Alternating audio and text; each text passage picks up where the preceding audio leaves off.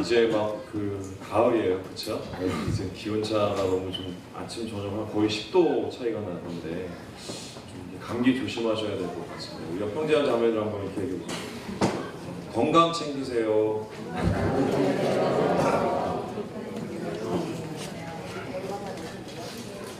얼마나 더 나이를 먹어야 이게 철이 들고 또 인생에 대해서 또 초연해질지 모르겠지만 정말 이리일위 하지 말자고 이렇게 몇 번 다짐하고 좀 꾸준하게 살자고 이렇게 결심을 해도 이렇게 작은 어려움에도 낭망하고 작은 기쁨에도 자만해지는 게 제 모습 같아요. 근데 짧은 시간이지만 제 인생을 좀 이렇게 돌아보니까 깨닫게 되는 한 가지의 작은 정리가 있는데요. 인생은 기쁨보다는 좀 슬픔에 가깝고 즐거움보다는 고통이 더 선명해 보이는 것 같아요. 어떤 어려움을 당했기에 목사님이 저런 말을 하시나 뭐 이렇게 생각하시는 분도 있고, 아니 나보다는 좀 덜 힘들게 사시는 것 같은데 왜 저런 소리를 하시나, 배부른 건 아니냐 이렇게 생각하시는 분도 있는데, 이런 말씀을 드리고 싶은데 고통에 익숙한 사람은 없습니다. 그리고 고통은 항상 낯설기 마련이고요. 그래서 작은 고난에도 삶이 쉽게 무너질 수 있는 게 인간입니다. 그래서 우리 성경에서 가르쳐서 인간을 흙으로 빚었다고 얘기하잖아요. 질그릇과 같이 깨어질 수 있는 연약한 존재가 바로 우리의 모습이지요. 이 사람은 이러한 고난 앞에서 고통이 다가왔을 때 이 세 가지의 반응으로 보통 대처하게 되는데요. 첫 번째가 피하는 겁니다. 그래서 가장 쉽게 택할 수 있는 이 방법이고 또 편하기 때문에 일단 고통이 다가오면 어떻게든 그것을 피해서 좀 안전한 곳으로 달아나고 싶은 마음이 있습니다. 하지만 이 다가오는 고통이 피할 수 없을 정도이면 인간은 이제 다른 방법을 생각하게 되는데, 그게 바로 뭐냐면 고통에 맞서는 것입니다. 이 고난과 어려움을 자기의 힘과 능력으로 이겨내 보려고 노력을 하게 되지요. 그런데 이것도 어느 정도의 기간 정도를 버티지, 이 고통이 계속해서 이어지면은 이 고난에 맞서서 이길 수 있는 사람은 흔치가 않습니다. 그래서 결국 인간들은 이 세 번째 방법을 선택하게 되는데, 이게 뭐냐면 고통에 맞서다가 결국 고통에 길들여지는 거예요. 고통에 길들여진다는 것은 익숙해져서 이 버티는 법을 배운다는 뜻이 아닙니다. 또 있는 그대로 받아들여져서 초연해지는 것도 아니에요. 인간이 고통에 길들여진다는 것은 좌절하는 거예요. 좌절하는 법을 익히는 것입니다. 계속되는 고통 가운데 더 이상 상황에 기대도 없고 사람에게 바람도 없습니다. 이와 같이 고통에 길들여진 상태, 인생에 대해서 전혀 기대하지도 않고 바라지도 않는 상태를 가리켜서 우리가 뭐라고 하냐면 절망이라고 합니다. 이 덴마크의 이 기독교 철학자 키에르케고르라는 사람이 있습니다. 이 사람 되게 좋아하는데, 이분이 이 죽음에 이르는 병이라는 굉장히 유명한 책을 남기셨어요. 근데 그 책에서 이런 얘기를 했습니다. 우리 한번 같이 읽어볼게요. 시작. 절망은 죽음에 이르는 병이다. 절망에 빠진 자는 절망에 대한 그의 생각이 굉장히 좀 무시무시합니다. 왜냐하면은 여기 잘 보세요.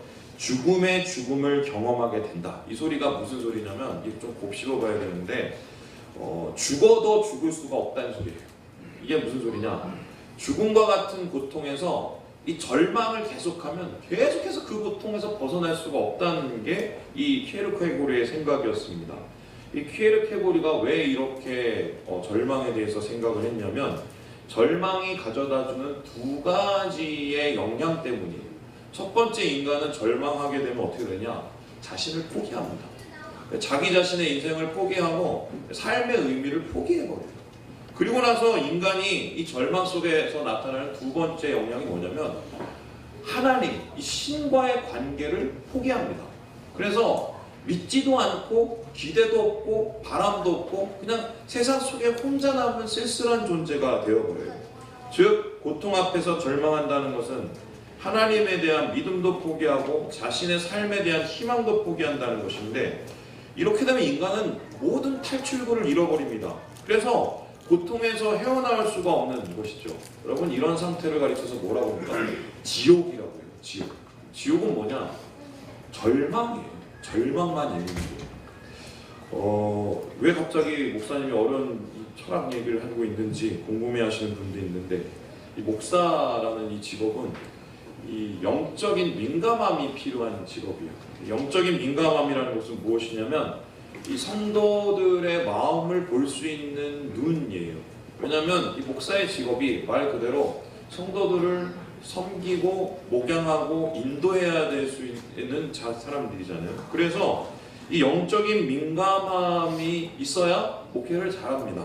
저는 이 목사 중에 출자 목사고, 오늘 제가 글에서 쓴 것도 그런 미생 목사지만 그래도 교회를 사랑하고 교우를 사랑하는 마음이 있어요. 그래서 요즘 이제 목사로서, 우리 담임으로서 우리 성도들의 이제 얼굴을 이렇게 쳐다보면은 상하고 지치고 힘들어하시는 얼굴들이 많아요. 제가 잘못 봤나요? 그래서 이제 막 어떤 상황이건 또 어떤 사람 때문이건 간에 그런 모습들, 또 실망하고 어려워하는 모습들 보면 되게 안타깝고 막 되게 답답해져요. 그런데 이제 문제가 뭐냐면, 사람이 상하고 지쳤다가 좀 회복이 되면 좋은데, 상하고 지침이 계속되고 이어지고 실망이 계속돼서 이어지면 어떻게 되냐면 마음이 병듭니다. 그럼 마음이 병들면 어떻게 되느냐? 영혼이 망가져요. 근데 영혼이 망가지면은 영적인 침체를 경험하게 되는데요. 이 영적인 침체가 계속되다 보면 어떻게 되냐? 삶이 엉망이 되어버려요. 그래서 오늘은 제가 특별히 말씀을 준비할 때 기도하면서 영적 침체를 지금 경험하고 있는 분들, 지금 고통 가운데에서 굉장히 힘들어하는 분들을 위해서 말씀을 준비했어요. 그래서 인생의 고난 앞에서 고통하는 이 형제자매들을 위해서 오늘 말씀을 나누려고 합니다. 이 말씀 가운데 성령 하나님께서 역사하셔서 만지시고 회복하시는 은혜를 모두가 누리시길 주님의 이름으로 축원합니다. 우리가 함께 살펴볼 오늘 시편 143편은 개인 탄원시로 분류가 돼요. 개인 탄원시가 뭐냐면, 어떤 한 사람이 고난과 어려움에 막 빠져 있는데 너무 힘든 거예요. 너무 어려운 거예요. 그러니까 호소할 데가 없으니까 하나님 앞에 막 하소연을 하는 그 노래가 바로 개인 탄원시입니다. 그런데 이 개인 탄원시는 이 시편 140편으로부터 143편 오늘까지 4개의 시가 연달아서 이어지고 있어요. 그래서 이 학자들에 따라서는 이 4개의 시를 개인 탄원 모음시 이렇게 얘기하시는 분도 있습니다. 근데 특별히 이 시편 143편은 144편으로부터 143편까지의 모든 고통을 한꺼번에 집약시킨 말 그대로 최악의 고통이에요. 그렇다면은 오늘 이 시인은 무슨 이유로 이렇게 고통을 하나님 앞에 호소하고 있는가? 어떤 고난 가운데 처해 있기 때문에 그가 지금 이렇게 힘들어가고 있는가? 그의 처지를 말해주는 한 단어가 있는데요. 우리 함께 3절의 말씀을 같이 한번 읽어보겠습니다. 3절입니다. 시작! 원수가 내 영혼을 핍박하며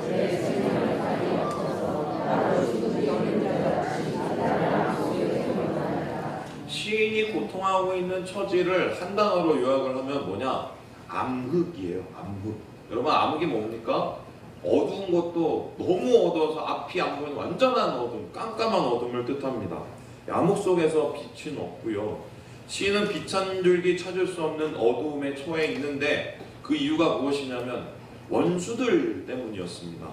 그의 원수는 시인을 핍박하고 땅에 엎어놓는다고 말하고 있습니다. 근데 여기서 이 핍박한다는 뜻이 뭐냐면 쫓아다닌다는 거예요. 그러니까 누군지는 모르는데 시인을 계속해서 막 쫓아다니면서 추적하면서 시인에게 막 목숨의 위협을 당하게 하고 있고요. 뿐만 아니라 여기서 이 땅에 엎어놓는다는 뜻은 뭐냐면 눌러서 뭉개놓는다는 겁니다. 여러분 이제 어제 저희가 이제 그 호박을 막 이만한 걸 갖다 놨는데 호박 쭉 어떻게 끓이는 줄 알죠? 막 나중에 막 예, 그래야 되잖아요. 이런 상태로 지금 시인이 완전히 지금 막 넉다운이 되어 있는 상황이에요. 그래서 이 같은 상황을 정리해 본다면 지금 시인은 원수연승 쫓기면서 생명의 위협을 느끼고 결국 추적을 피해서 달아난 곳이 빛 한 줄기 없는 동굴 바닥이었던 거예요. 이 143편의 표제를 보니까 이 파란색으로 다윗의 시라고 쓰여져 있죠. 그래서 사람들은 이를 유추해서 이 본문의 배경이 사무엘하 16장에 나타난 압살롬의 반역 사건으로 보는 경우가 많습니다. 여러분, 믿었던 아들 압살롬에게 배신을 당한 다윗, 목숨을 구제하기 위해서 광야로 도망치지 않습니까? 그의 도망길은 치욕적이고 비참했습니다. 왜냐하면은 여러분, 그냥 계속 광야에 있었으면 좀 참을 만한데 높은 보좌에 앉았다가 갑자기 막 강등을 해서 아무것도 없는 황량한 이 광야로 이제 가는 거예요. 뿐만 아니라 그 광야에 가는 이유가 뭐냐면 자기 아들이 죽이려고 해서 가요. 얼마나 또 비참합니까? 여러분, 이 상황 속에서 암담하고 답답해서 그는 지금 암흑과 같은 내가 지금 삶이다. 그래서 난 너무 고통스럽다. 이렇게 얘기를 하고 있는 것입니다. 그래서 이런 암흑 속에 있는 고통을 지금 시인은 이렇게 표현을 하고 있어요. 우리 4절의 말씀을 같이 한번 읽어보겠습니다. 4절입니다. 시작. 그러므로 내 심령이 속에서 상하며, 여기에서 상하고 참담하다고 자기 심령을 표현하고 있는데, 이 상하다라는 이 단어가 뭐냐면요, 고개를 떨군다라는 단어예요. 그리고 참담하다는 단어가 뭐냐면 아무것도 없다, 이런 단어예요. 그러니까 지금 시인의 이 마음 상태를 한마디로 표현하면 뭐예요? 막 고난에 짓눌려가서 옴짝달짝도 못하고 고개도 들 수가 없고 어디 눈을 들 곳도 없는 이 힘든 상황 가운데 있는 거예요. 뿐만 아니라 이 마음속에는 이 고난이 계속 되니까 황폐해져서 막 이 마음이 지옥과 같은 마음, 아무것도 소망을 찾아볼 수 없는 이 마음에 있는 것이죠. 그래서 이런 것을 한마디로 표현하면 지금 메마름이에요. 공황 상태. 여러분, 우리나라의 이제 가장 큰 문제가 지금 무엇이라고 생각합니까? 얼마 전에 이 윤평중이라는 이 한신대학교 이 교수님이 한국 사회에 대해서 논평을 한 이 칼럼이 하나 있었어요. 제가 그걸 보면서 참 고개를 끄덕였는데요.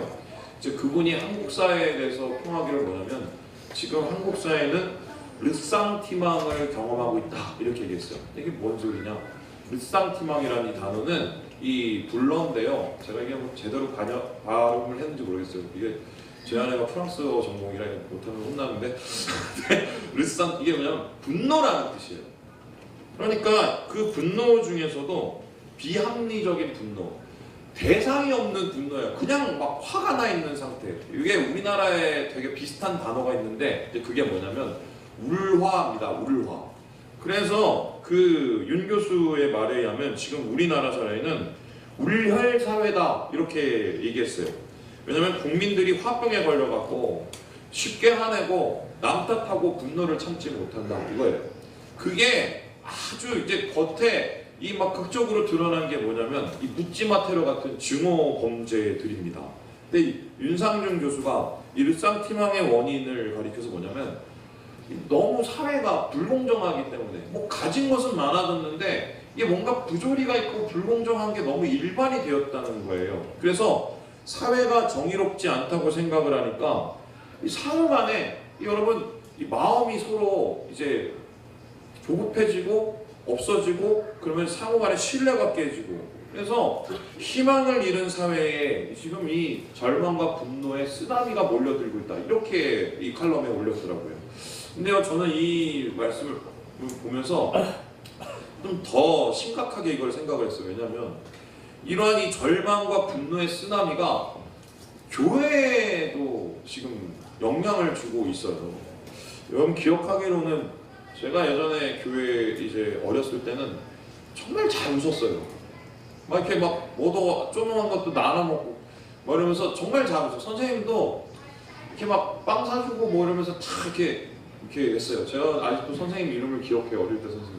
근데 이제 어느새인가 이제 교회 가운데 이게 뭐 대형화돼서 그런 건지 아니면 뭐 진짜 이 영향이 너무 많이 들어와서 그런 건지 몰라도 잘 안 웃어요.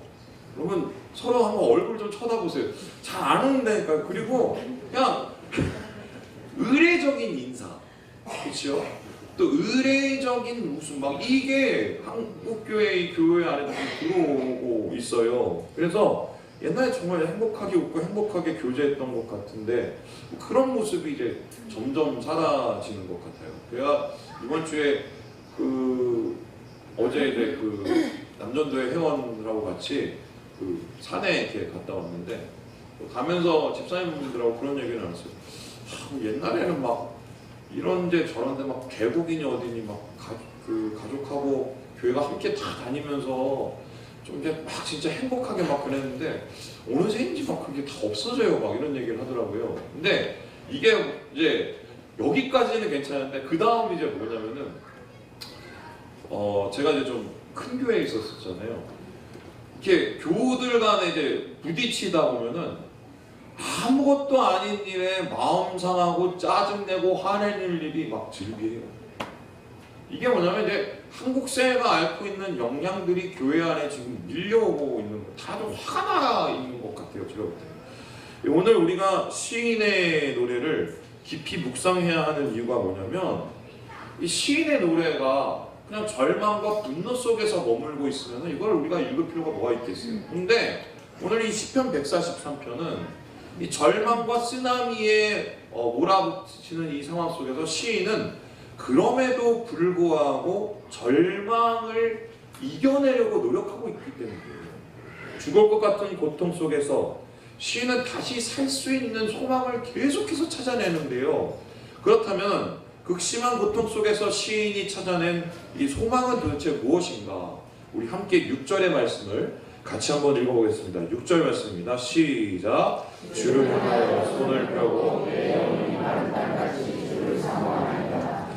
시편 143편을 두 부분으로 나눕니다. 그게 1절부터 6절까지, 7절부터 12절까지. 그런데 이 앞부분하고 뒷부분이 내용이 너무 달라요. 이 앞부분엔 막 애통하고 막 힘들어하고 죽겠어요 막 이런 말이 나오다가 이 7절을 확 넘어가면 내가 주를 뭐 찬양하리이다 확신합니다 구원하소서 막 이런 확신에 찬 간구들이 나옵니다.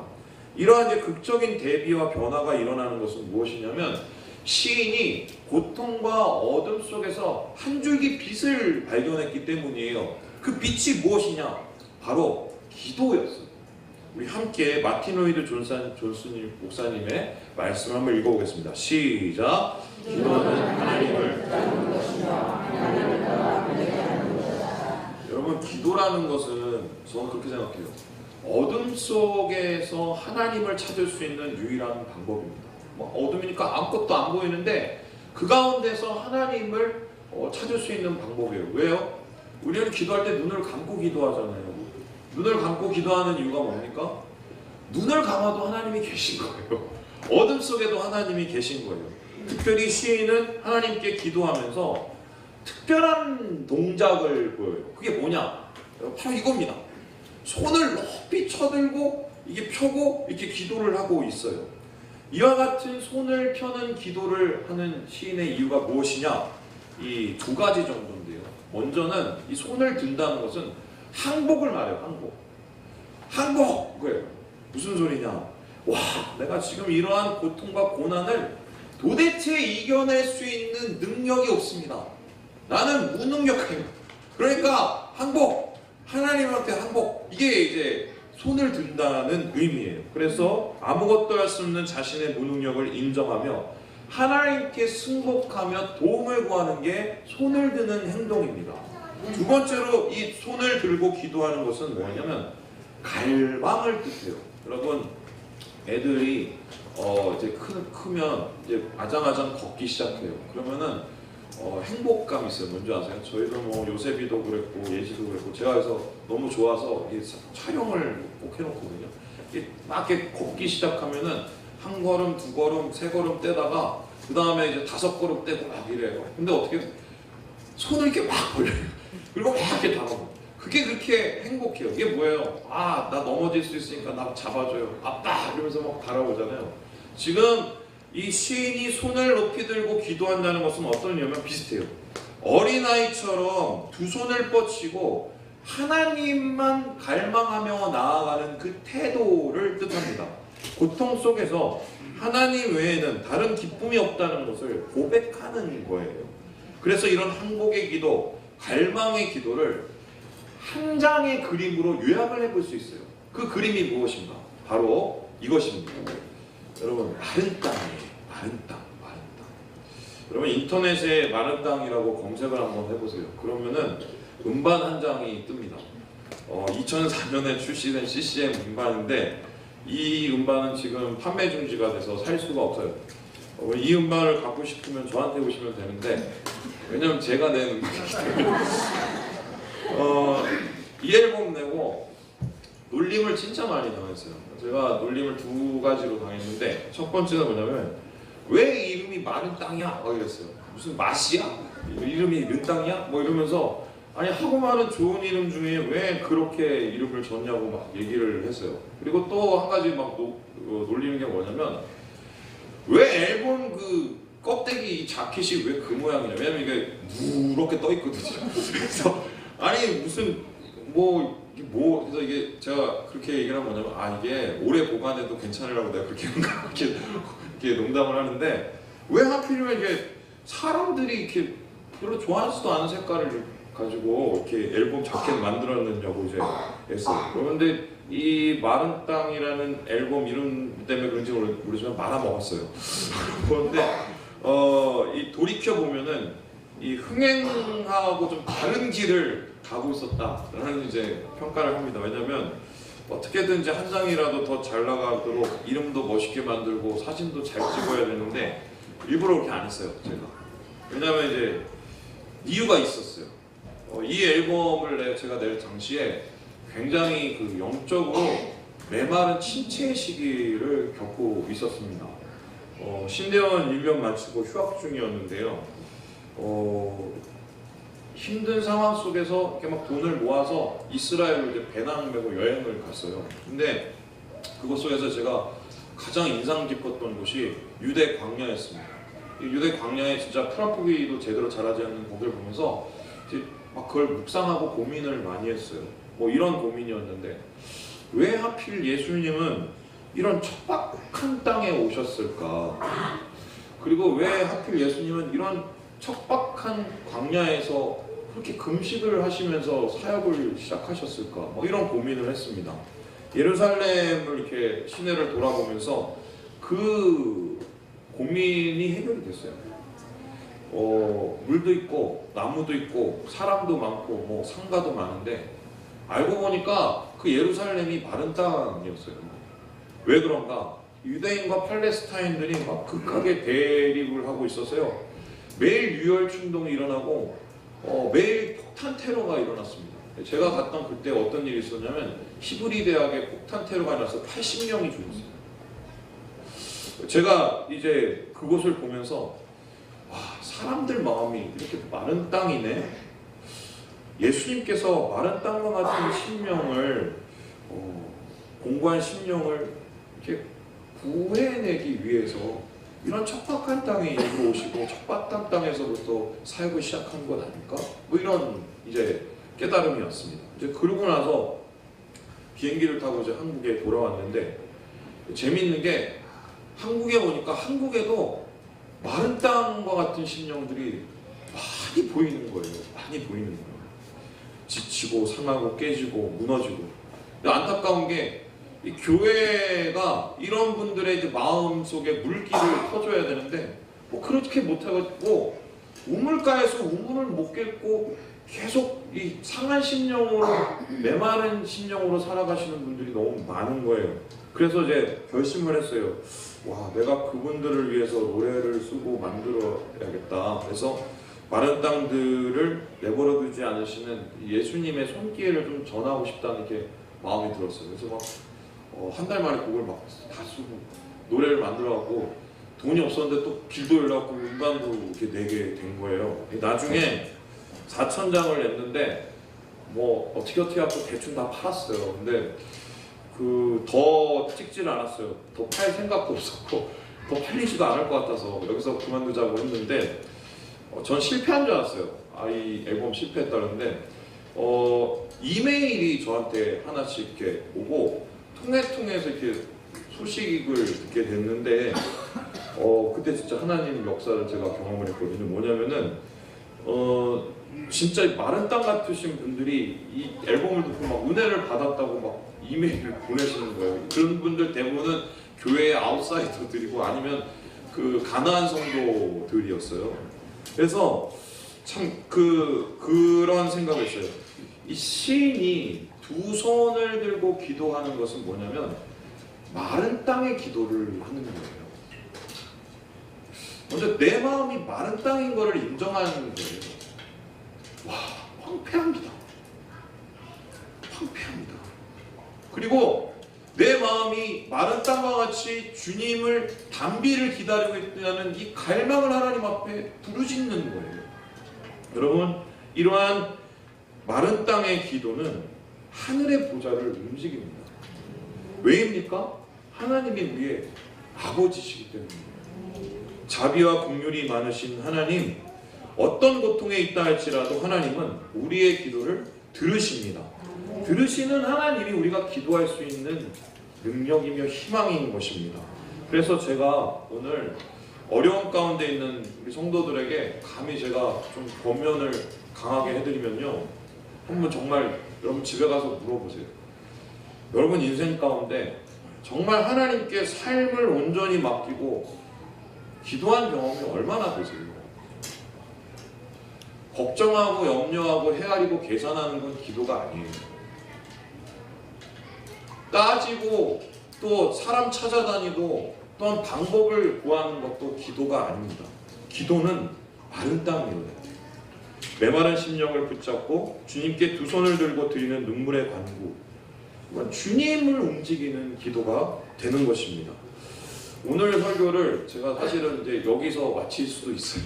그래서 이렇게 마무리하면 그러니까 우리 열심히 기도하자 이렇게 여러분한테 불질러 놓고 끝날 수 있는데, 제가 이런 류의 설교를 항상 듣고 나면은 허무해요. 그걸 어떻게 기도하라는 소리냐 이런 거예요. 특별히 이제 제가 영적으로 침체에 있었을 때 제일 힘든 게, 기도하라는 소리도 알겠어요. 예배 열심히 드리라는 소리도 알겠어요. 말씀 묵상 열심히 하라는 소리도 알겠어요. 근데 안 돼요. 이게 안 돼요. 막 기도하려고 자리에 앉아도 막 한숨만 뻑뻑 쉬고 막 예배도 막 기쁨이 안 되고 또 막 말씀도 봐도 이게 머릿속에 들어오지도 않고. 그래서 제가 그런 시간을 보내면서 터득한 노하우가 있어요. 그래서 여러분께 오늘 사실 이것 때문에 말씀을 전하는데, 이게 뭐냐면 이런 거예요. 고난을 이기는 기도의 노하우. 그러니까 어떻게 하면 영적 침체 가운데 기도를 할 수 있을까? 세 가지 방법을 여러분에게 전하고 오늘 말씀을 마치려고 합니다. 우리 함께 1절의 말씀을 같이 한번 읽어보겠습니다. 1절 말씀입니다. 시작. 여호와여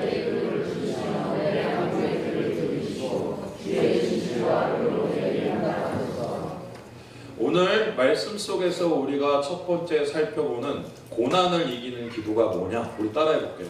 들으소서. 우리가 기도가 안 되잖아요. 저도 아직도 요즘에도 기도 안 되면 어떡하면 일단 앉아요. 그래서 들으소서 이러고 기도를 합니다. 여러분, 오늘 이 시인이 하나님 앞에 고통의 극한에 있었을 때 들으소서라고 기도하는 이유는 무엇이냐면 정말 하나님이 듣기 때문이에요. 그런데 이 들으소서라는 기도라는 것은 무엇이냐? 말로 하는 기도가 아니라 마음으로 하는 기도예요.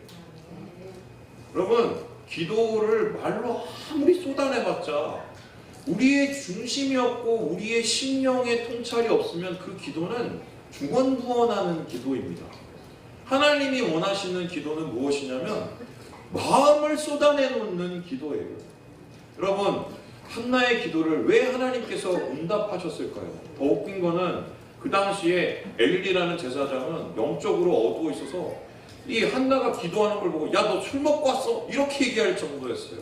그런데 이 엘리라는 영적으로 둔한 사람들의 마음을 깨워서 그에게 얘기를 했었어요. 이 기도를 하나님 들으셨다. 왜냐하면 한나의 기도가 하나님 앞에 응답될 수 있었던 거는 있는 그대로의 마음을 다 쏟아냈기 때문입니다. 그러면 기도가 안 되시죠? 영적 침체를 앓고 막 고통 가운데 뭐가 어떻게 되죠? 그러면 이렇게 기도하세요. 들으소서, 들으소서. 아시죠? 하나님 다 아시죠? 내 속을 들으소서, 들으소서. 이것이 바로 하나님의 시선을 우리에게 돌리는 기도가 되는 것입니다. 두 번째로 우리가 이 고통 가운데 드릴 수 있는 마른 땅의 기도는 무엇이냐? 우리 8절의 말씀을 같이 한번 읽어보겠습니다. 8절의 말씀입니다. 시작!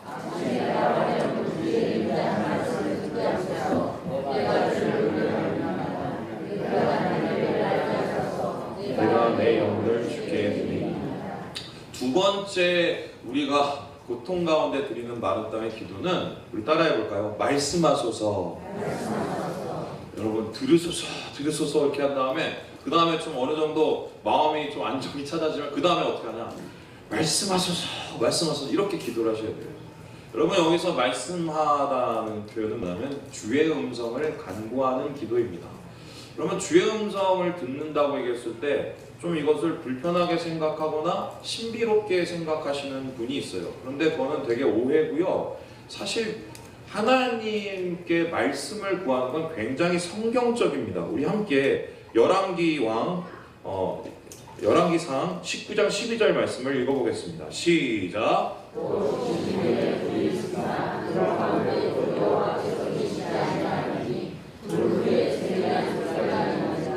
여러분 엘리야가 완전한 영적 침체에 빠져 있을 때 하나님 보고 나 좀 죽여주세요 라고 얘기를 했어요. 그런데 하나님께서 그를 호렙산으로 불러주셔서 그에게 천둥도 보여주시고 번개도 보여주시고 하나님의 우렁찬 목소리도 들려주셨습니다. 그런데 엘리야는 꼼짝도 안 했어요. 그냥 침체 가운데 있었어요. 고통 가운데. 그런데 그를 살린 소리가 있었어요. 그 소리가 뭐냐? 세미한 소리였습니다. 그런데 여기서 말하는 이 세미한 소리라는 것의 원어가 뭐냐면요, 조용한 침묵이에요. 낮은 침묵. 그렇다면은 엘리야가 들었던 하나님의 음성은 도대체 무엇이냐? 주님 말씀하소서 할 때 우리가 들어야 될 하나님의 음성은 무엇이냐? 학자들은 이 세미한 음성을 가리켜서 뭐라고 하냐면 하나님의 숨결이라고 생각합니다. 그래서 말씀하소서라고 기도하는 것은 무엇이냐면 하나님 함께 해주세요. 여러분 어떠한 어려움 속에서도 하나님이 함께 하신다는 것을 우리가 확신하면 느끼면 이겨내고 버텨낼 수 있어요. 오늘 이 시인은 하나님 앞에 기도하는 거예요. 하나님 내가 죽겠는데 말씀해 주세요. 여러분 사람을 살리는 음성들은 거창한 음성들이 아니에요. 내가 너 사랑한다. 내가 너 버리지 않아. 내가 너를 절대 함께 해주마. 이런 음성을 시인은 하나님께 간구하고 있는 것입니다. 고난 가운데 말씀하소서라고 드리는 이 기도는 하나님 안에서 임재를 바라는 기도이며 이 임재를 바라는 기도가 우리를 담대케 하는 것입니다. 마지막으로 오늘 우리가 말씀 속에서 찾는 이 고난 가운데 드리는 마른 땅의 기도는 무엇인가? 우리 함께 10절의 말씀을 같이 한번 읽어보겠습니다. 10절입니다. 시작!